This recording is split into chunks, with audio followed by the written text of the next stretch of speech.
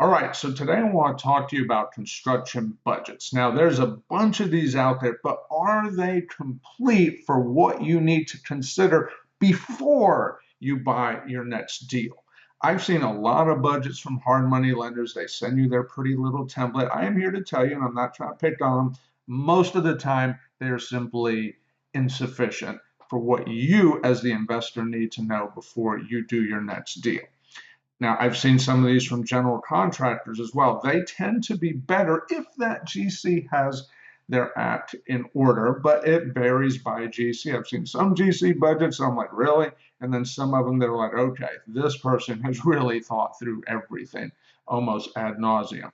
Okay, so what do you need? You need to make sure as the investor that your budget covers everything you need to consider before you sign that dotted line.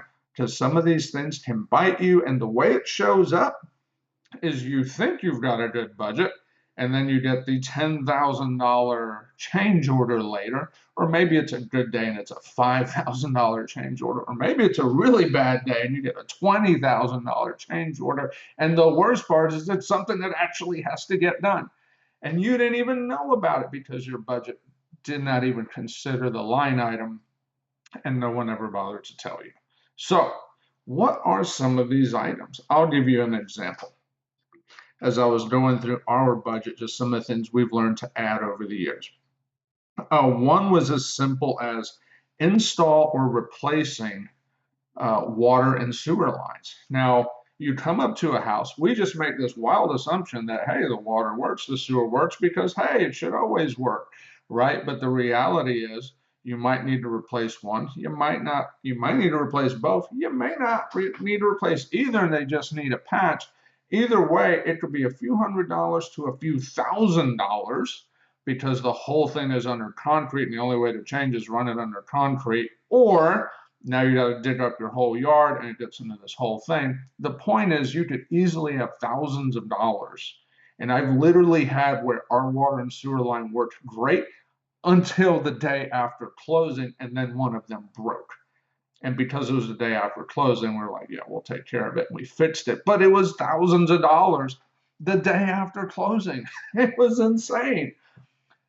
After that, I show you that line item. Hey, we're going to inspect this every time. So even there's an inspection fee. That's just one line item.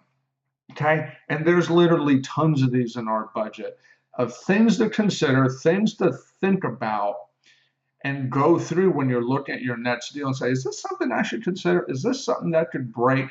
Okay, maybe it is, maybe it won't, but it minimizes your risk. Your budget is a tool. Okay, it's a weapon to keep costs under control, because if you don't use it, I assure you, costs and scope creep are like weeds. They keep showing up and they never seem to stop growing, no matter how tight you keep this.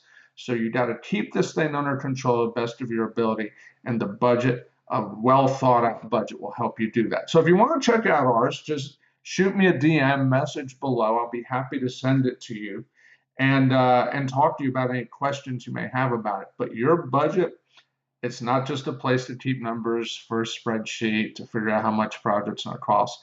It's a tool to make sure you go into that project well prepared to keep the surprises to an absolute minimum later. See ya.